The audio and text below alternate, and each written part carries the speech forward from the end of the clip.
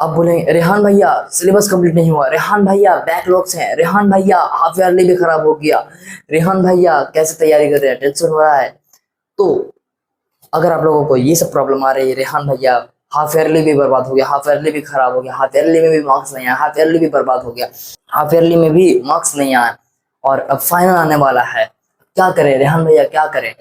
चलिए टाइम को वेस्ट नहीं करते और आज मैं आपको इस वीडियो में बताने वाला हूं क्या, हर एक मंथ के लिए अक्टूबर से लेके फरवरी तक के सारे रोड मैप, अक्टूबर से लेकर फरवरी तक का सारा प्लान आपको बताऊंगा। इसमें आप कैसे इंस्ट्रक्शन कैसे प्लान करेंगे अपने आप को और कैसे पढ़ेंगे, ठीक है। आपने सितंबर का देख लिया होगा, ठीक है, तो अक्टूबर में कैसे क्या करेंगे, ठीक है।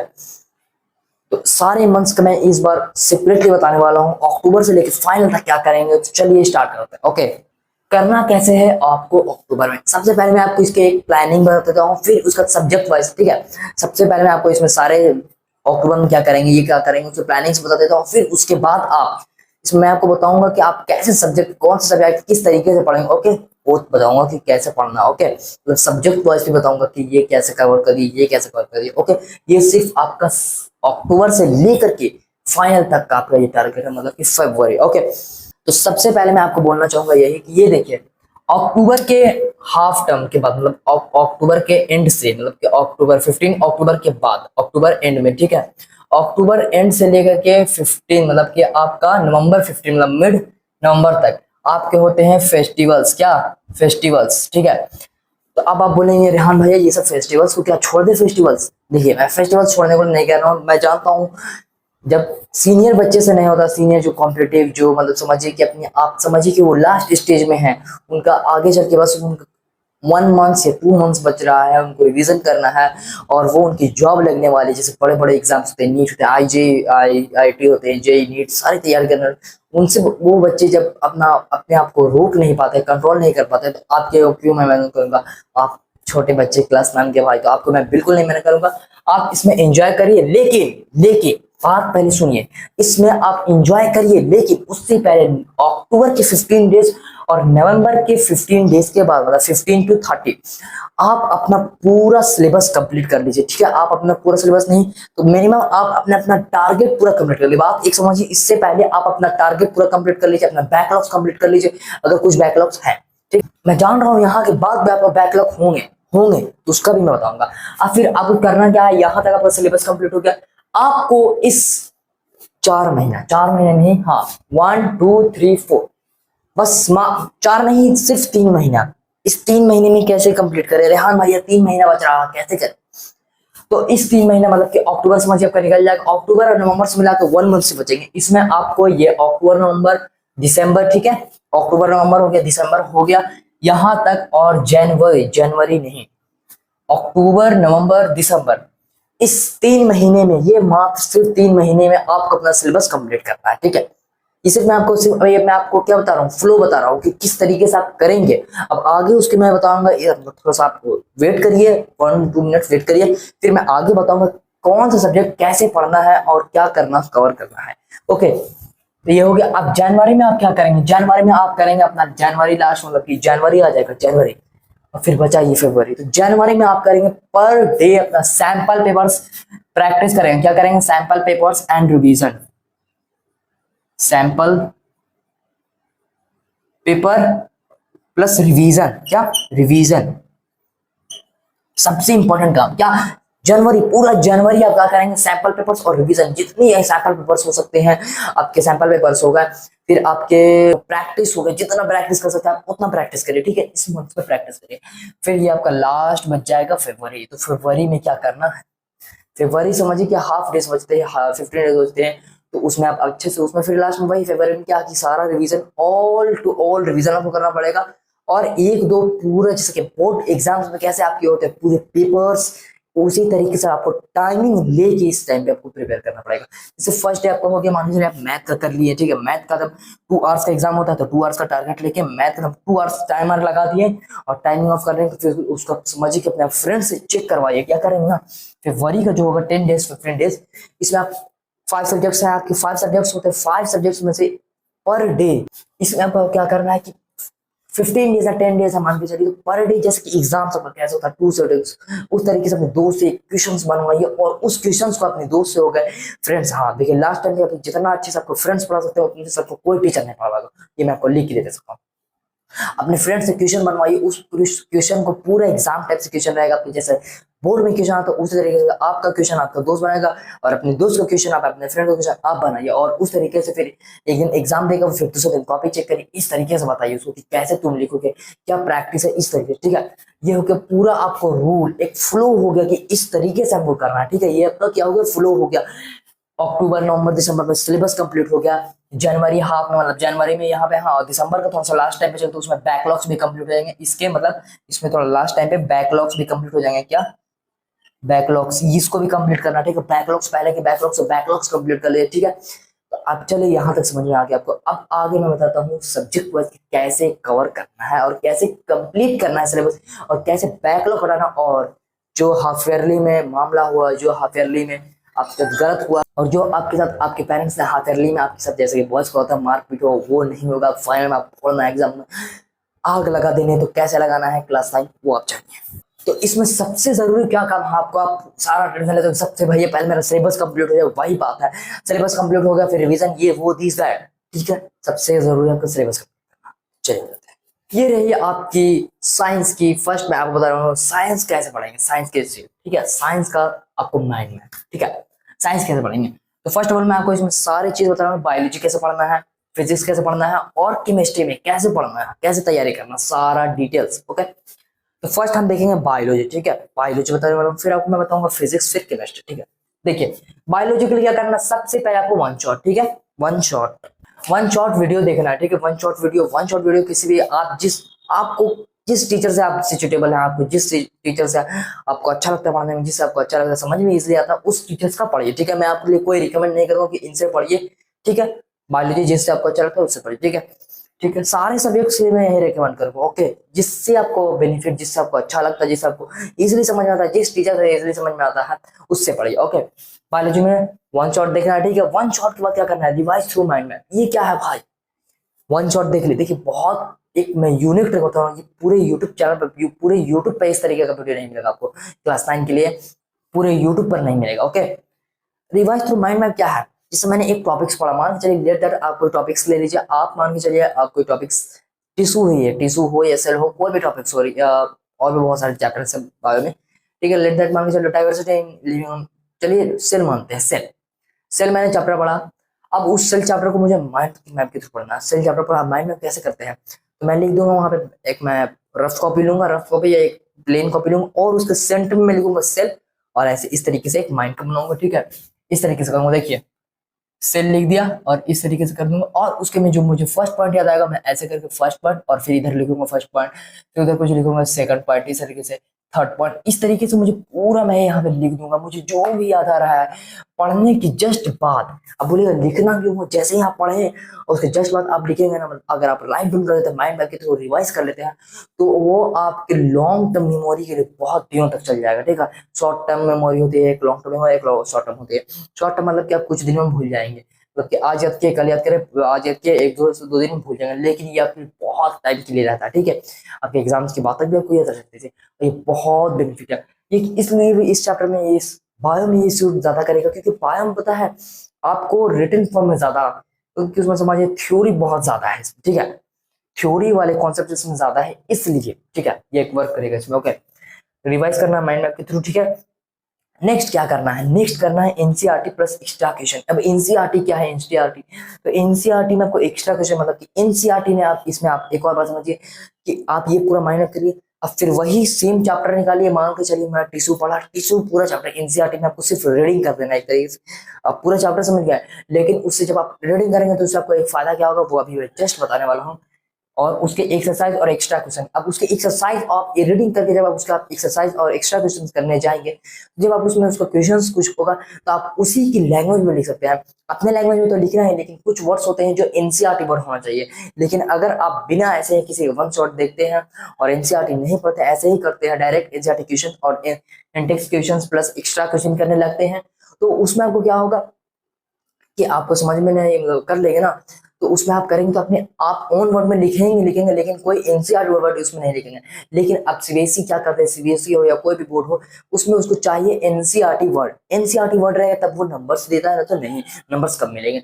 अगर एनसीईआरटी वर्ड आपके ओन वर्ड में हो लेकिन एनसीईआरटी वर्ड होगा तो आपको फुल में फुल मिलेगा, ठीक है। ये हो गया, आपको एक्स्ट्रा क्वेश्चन कर लेना। और क्या है, very very short notes and diagram practice. Last time पे आपको क्या करना, एक बहुत शॉर्ट नोट मतलब कि समझिए वन चैप्टर को वन पेज में करना, एक बड़ा चैप्टर को एक पेज में, मिनिमम टारगेट लीजिए आप वन पेज में हो गया तो समझिए कि आप उस चैप्टर को और वन पेज में भी इस तरीके से होना चाहिए कि पूरा चैप्टर समझ में आ जाए। अगर उस तरीके से आप कर देते तो समझिए आपका वो चैप्टर पाने, अगर आपके सामने कोई भी आ जाए तो आप चैप्टर को उसको आप कोई कैसा भी क्वेश्चन उस चैप्टर से आ जाएगा तो आप इजीली कर लेंगे। ओके, आपको वेरी वेरी शॉर्ट नोट्स और डायग्राम प्रैक्टिस। आप जानते हैं कि बायो भैया तो बायोलॉजी में बहुत सारे डायग्राम्स आते हैं, तो डायग्राम की प्रैक्टिस कर लेगा, ये मैं आपको प्रोवाइड कर बता देता हूँ। ओके, अब नेक्स्ट क्या है, केमिस्ट्री, फिजिक्स। बायो हो गया, फिजिक्स में क्या करना, सारे फिजिक्स में भी वही सेम बात करना है। पहले वन शॉट जिस भी टीचर से आप टेबल करें वन शॉट कर लीजिए, complete NCERT index plus exercise. अब इसमें आप मेरे को माइंड मैप नहीं करना है, सबके लिए अलग होता है। साइंस भी तो उसमें अलग अलग पार्ट किस लिए किए हैं, क्योंकि अलग अलग उसका टॉपिक्स है, अलग अलग उसका रूल है, इसलिए क्या गया। ओके, बायोलॉजी कुछ और है, फिजिक्स कुछ और है, केमिस्ट्री कुछ और है, तो मैं सबको एक जैसा नहीं बताऊंगा और बहुत सारे चैनल पे आपको एक जैसा बताया जाएगा। ओके, इस चैनल पर आपको नहीं मिलेगा, आपके रेहान भैया के पास, ठीक है। क्या करना है, कंप्लीट एनसीईआरटी। इसमें भी एक बात से बोलना चाहूंगा कि एनसीईआरटी एक बार रीड करिए, सारे के लिए एक रूल बताऊंगा मैं, लिटरेचर हो कुछ भी हो मैथ को छोड़ाकर। अगर वो रीडिंग वाला चैप्टर है, स्किल्स वाला चैप्टर है, मतलब समझिए रीडिंग है, रीडिंग है, राइटिंग है, मैथ में भी करना पड़ता है। सारे सब्जेक्ट के लिए मैं सिर्फ आपको एक बार रिकमेंड करूंगा कि आप पूरा सिलेबस होने का आप एक बार एनसीईआरटी पढ़ लीजिए, सिर्फ एक बार एनसीईआरटी पढ़ लीजिए। ओके, ठीक है। अब इसमें क्या करना है, एनसीईआरटी इंडेक्स, आप एनसीईआरटी कर लिए, ठीक है, आप पूरा कर लिए। मतलब फिजिक्स का है कि वन शॉट देखें, वीडियो देखें, आप फॉर्मूलास वगैरह हो गया। अब उसको आप प्रैक्टिस करिए। प्रैक्टिस कैसे करेंगे, आप उसके index questions plus exercise question. Physics में होता है कि सारी इंडेक्स, ज्यादातर देखेंगे तो फिजिक्स में इंडेक्स क्वेश्चन ज्यादा होते हैं कि मास कितना है तो वॉल्यूम क्या होगा, ये वो इस तरीके से होता है, तो उसको आपको कर देना है। ओके, फिर नेक्स्ट क्या करना है आपको, question practice of hard formulas. अब ये क्या, अब इसमें मैं ये नहीं लिखूंगा कि 10 ही करिए या 12 करिए, मैं ये नहीं, बहुत सारे चैनल में मिलेगा कि 10 करना सेम फॉर्मूला वाले। अगर आपको एक बार में क्लियर आउट हो जा रहा है, दो बार में हो जाएगा, आप दो बार में कर लीजिए। और अगर आपको 10 बार में कोई बच्चा 10 बार में नहीं आ रहा, 10 बार में, उसको 10 बार में 10 बार में भी समझ में नहीं आया तो वो 20 बार करेगा, 50 बार करेगा। ओके, तो इसलिए मैं यहाँ पे आपको कोई टारगेट नहीं रखा हूँ कि इस टारगेट पे करना है, ठीक है। जो क्वेश्चन, और सारे क्वेश्चन के लिए नहीं, क्वेश्चन के लिए तो करना है, सारे क्वेश्चन के लिए एक दो कर लीजिए, लेकिन जिसमें क्वेश्चन में जिस फॉर्मूला मतलब जिस फॉर्मूला से आपको सबसे ज्यादा टफेस्ट फॉर्मूला आपको लग रहा और उस फॉर्मूला में आप अटकते हैं और वो फॉर्मूला आपको याद ही नहीं होता, तो उस फॉर्मूला के कम से कम आप 10 प्लस करिए। 10 में अगर आपको जितना में हो जाए बस उसके ज्यादा प्रैक्टिस करिए। ये बोलूंगा सिर्फ कि जिसमें आप अटकते हैं, जिस फॉर्मूला में आप अटकते हैं उसके ज्यादा प्रैक्टिस करिए आप। ओके, अब लास्ट हमारा एक केमिस्ट्री बचा। केमिस्ट्री में कैसे करना है, तो केमिस्ट्री के लिए भी वन शॉट करना है, क्या वन शॉट करिए, ठीक है। वन शॉट के बाद क्या, एनसीईआरटी ऑल में क्या करना है, इसमें एनसीईआरटी वही बात है कि रीड करिए और मतलब कि आप एनसीईआरटी रीड कर लिए, फिर लास्ट में करना है आपको क्वेश्चन सॉल्व, ठीक है। एनसीईआरटी का क्वेश्चन सॉल्व करिए, एनसीईआरटी इंडेक्स का हो गया और एक्सरसाइज का क्वेश्चन सॉल्व करिए, ठीक है। अब फिर लास्ट इसमें क्या है, ठीक है, तो लास्ट इसमें एक और है रिएक्शंस एंड फॉर्मूला शीट। आप ये नहीं कि कोई बड़ा यूट्यूब चैनल निकाले, कोई भी बड़ा चैनल जिसको आपको अच्छा लगता हो उसका रिएक्शन वाला एक डायरेक्ट शीट निकाल के रखना स्टार्ट कर दी, वो नहीं करना है। आपको खुद से लिखना है, खुद से लिखेगा तो ये बात याद रखिए, कोई चीज आप बोलते हैं तो उसको कम याद रहेगा, लेकिन कोई चीज अगर आप बोल के लिखते हैं तो वो आपको ज्यादा तेज याद रहेगी। ये बात आप याद किए होंगे, ये बात आप गौर किए होंगे, ठीक है। और फॉर्मूला रिएक्शन और फॉर्मूला सेट आपको खुद से बनाना है और खुद से आपको उसको पढ़ना है, ठीक है। तो पढ़ते तो खुद ही है लेकिन रिवाइज के थ्रू करना, एक ये नहीं कि रट्टा मारना, ठीक है। रटना तो पड़ेगा, बात तो यहाँ पे रटना पड़ेगा लेकिन अलग तरीके से, ठीक है। और फिर लास्ट हमारा क्या बचा, एक साइंस में हमारा लास्ट केमिस्ट्री है, do each and every activities. जितनी भी केमिस्ट्री के लिए इंपॉर्टेंट है, सारे के लिए मैंने अलग अलग बताया भैया, ठीक है।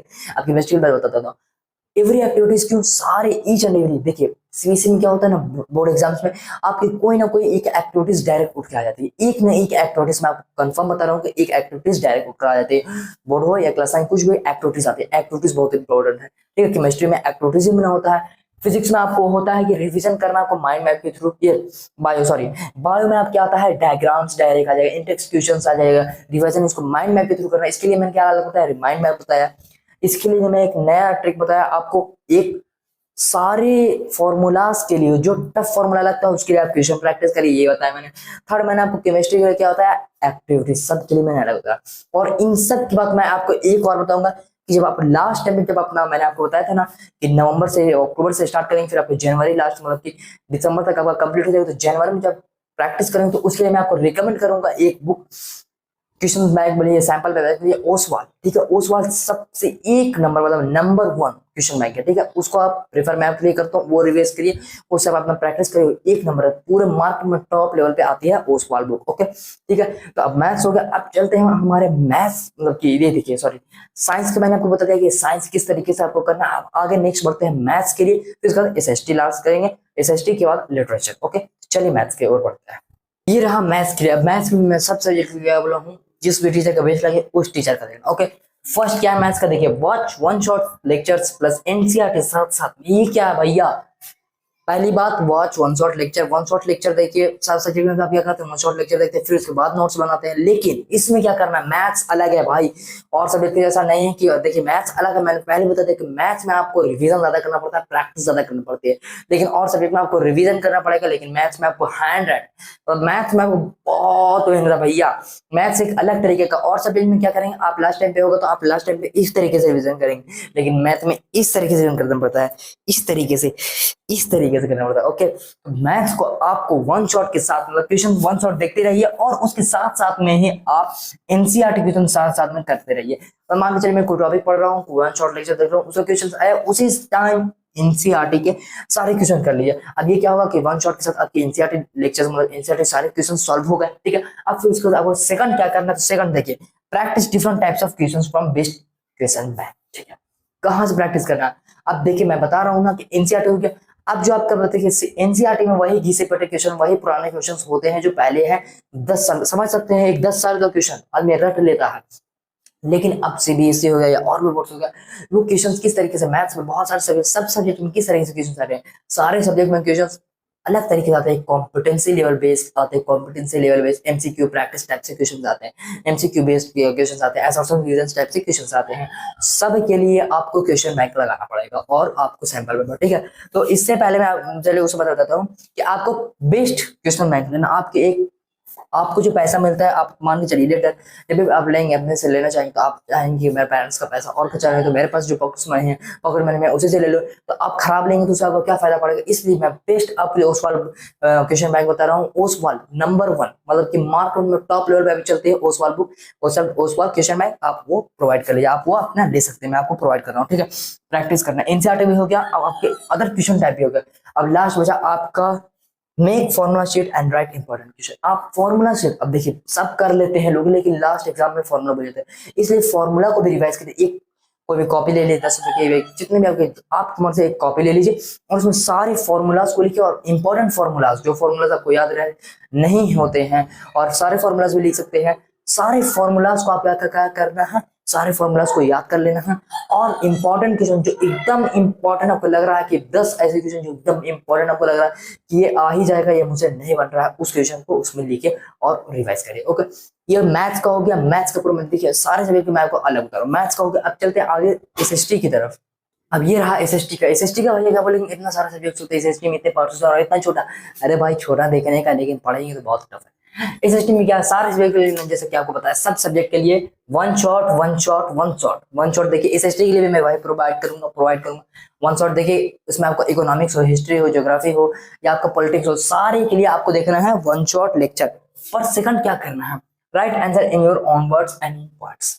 इसके लिए भी एक और बात मैं जो यहाँ पे नहीं लिखा हूँ बता दे, तो सेकंड वन शॉट देखने के बाद इसके लिए भी वही इंप्लीमेंट करिए, माइंड मैप। ये भी एक अलग तरीके का चैप्टर, ये भी थ्योरी वाला ज्यादा चैप्टर है, इसमें थ्योरी ज्यादा होते हैं, तो इसके लिए भी आपको माइंड मैप करना है, ठीक है। फिर थर्ड करना आपको, ये थर्ड समझिए, आपको right answer in on WhatsApp इनसे। फिर उसका जब आप एनसीईआरटी करने जाएंगे, एनसीईआरटी के क्वेश्चंस प्रैक्टिस करने जाएंगे, तो उसको आप आंसर अपने ओन वर्ड्स में लिखिए, और आंसर लिखिए तो उसको पॉइंट्स में लिखिए। जब भी आप आंसर लिखते हो, एसएसटी का इंपॉर्टेंट रहेगा, सारे सब्जेक्ट के लिए बेस्ट रहेगा, लेकिन एसएसटी के लिए स्पेशल यही रहेगा कि आंसर लिखना है तो अपने ओन वर्ड में लिखना है, ये तो सबके लिए है, लेकिन उसको पॉइंट्स में लिखना है, 1 2 3। पैराग्राफ में लिखेंगे तो उसमें बहुत ज्यादा कंफ्यूजन होती है, लेकिन पॉइंट्स में लिखेंगे तो अगले को देखने में टीचर जो आपको चेक करेगा कॉपी, उसको भी लगेगा नहीं भैया भाई अब चाहिए। जो स्टूडेंट है बहुत हाई लेवल का कंपटीशन लेवल का स्टूडेंट है, ठीक है, कंपटीशन करने वाला है, ठीक है, आंसर्स देके वो कर लेगा नहीं, एक नंबर ये टॉपर बच्चा, ठीक है। टॉपर्स इस तरीके से करते हैं। अब थर्ड क्या है, RQS, ये क्या है, रीडिंग क्वेश्चन स्ट्रैटेजी। ये एक बहुत इंपॉर्टेंट स्ट्रैटेजी है जो मैंने रिसर्च करी है तो मुझे पता चला है। रीडिंग क्वेश्चन स्ट्रैटेजी क्या है, जब आप क्वेश्चन बैंक लेते हैं ना लास्ट टाइम में प्रैक्टिस के लिए, क्वेश्चन बैंक लीजिए तो एक एक क्वेश्चन को जब आप प्रैक्टिस करते हैं तो क्वेश्चन को आप क्वेश्चन पढ़िए और उसको आंसर अपना छिपाइए, और आप जैसे माइंड में आप कैसे थ्रू करते हैं रिवीजन, उसी तरीके से आपको उसका आंसर्स नहीं लिखना, क्वेश्चन पढ़ना है, और सारे जितने भी पॉइंट्स आपके मन में आ रहे सारे पॉइंट्स को आप लिख दीजिए या बोलिए अपने मन में, और उसमें देखिए कि क्या मैंने कोई पॉइंट्स एक्स्ट्रा जो आंसर में था उसके अलावा बोला, या कोई पॉइंट्स मेरा मैं जो था मैंने आंसर वाला नहीं बोला, तो उसको आप अपने सारा एक अलग जो लिखे हैं आपने जो बोले हैं अभी उसको लिखिए, और अलग जो अगर आप अपने आंसर वाला कोई नहीं लेके बताया है या उसमें बोले नहीं है तो वो भी अलग से लिखिए। उससे आपका थिंकिंग लेवल, आपके सोचने की क्षमता और आपका जो है आंसर राइटिंग, आंसर स्किल और आंसर आपको कैसे लिखना है वो आपको रूल एक पैटर्न पता चलेगा। ओके, तो ये था पूरा सारा माइंड मैप। अब लिटरेचर के लिए लास्ट लिटरेचर बच गया। लिटरेचर के लिए वही लिटरेचर के लिए मैं वही बताऊंगा, इंग्लिश हिंदी के लिए कि आपको रटना, उसका समरी नहीं देखना, वन शॉट लेक्चर आप शुरू टाइम पे देख सकते हैं, लास्ट टाइम पे आपको नहीं करना है। लास्ट टाइम पे आपको सबके लिए एनसीईआरटी रीड करिए, एनसीईआरटी रीड करिए। लिटरेचर के लिए वही सजेस्ट करूंगा कि एनसीईआरटी रीड करिए और अच्छे से रीड करिए और अच्छे से उसमें तो कोई क्वेश्चंस है नहीं, तो उसमें सिर्फ मैं आपको अच्छे से यही कहूंगा कि एनसीईआरटी जब आप उसका रीड करिए तो पॉइंट बाय पॉइंट रीड करिए कि एकदम ऐसा कि एक कहानी याद हो जाए आपको, उस तरीके से रीड करना आपको। एनसीईआरटी में आपकी कहानी भी घुमा के दी जाती है लेकिन उसको आपको अपने लैंग्वेज में पढ़ना है, ठीक है, और उसके लैंग्वेज तो उसका आंसर तो आपको उसके लैंग्वेज में लिखना पड़ेगा, तो इसलिए उसके, ठीक है। ये थी पूरी स्ट्रैटेजी, अक्टूबर से लेके फाइनल तक की स्ट्रैटेजी। क्लास 9 में हो आप, ये क्लास 9 के लिए सबसे इंपॉर्टेंट रोल, ठीक है, क्लास 9 में आप फोड़ दो अगर ये सारी स्ट्रैटेजी। देखिए ये सारा तो आप देखते हैं, ये बहुत सारी वीडियोस आप मैंने अभी मेरी वीडियो देख रहे हो, इस वक्त आप किसी और की भी वीडियो देखोगे, बस वीडियो देखते हो आप, उसको अपने आप पे इंप्लीमेंट, अपने आप पे उसको आप कन्वर्ट, अपने आप पे आप उसको उतारते नहीं। ये जो आपकी पूरी स्ट्रैटेजी होता है, इसको आप रूल, इसको आपको फॉलो ही नहीं करते तो क्या होगा, 10 वीडियो देखोगे कोई फॉलो नहीं करोगे तो क्या होगा। एक वीडियो देखिए, 1000 की जगह एक वीडियो, 10 की जगह एक वीडियो देखो और उसको अपने पे इंप्लीमेंट करो, फॉलो करो उसको, उस रूल्स को फॉलो करो, और 100% गारंटी मैं देता हूं कि अगर ये आपने कर लिया तो आप अपने एग्जाम में फोड़ दोगे, आग लगा दोगे। ओके, ठीक है, तो आपको ये स्ट्रैटेजी कैसे लगी आप कमेंट्स बताइएगा, और अगर आपको आज की वीडियो अच्छी लगी तो वीडियो लाइक करिएगा, चैनल बनाइएगा तो सब्सक्राइब करिएगा, और अगर आपको इसी तरीके की वीडियो चाहिए बेल आइकन प्रेस करना नहीं भूलिएगा ताकि मैं जो भी वीडियो अपलोड करूँ उसका नोटिफिकेशन सबसे पहले आप तक। Okay, thank you.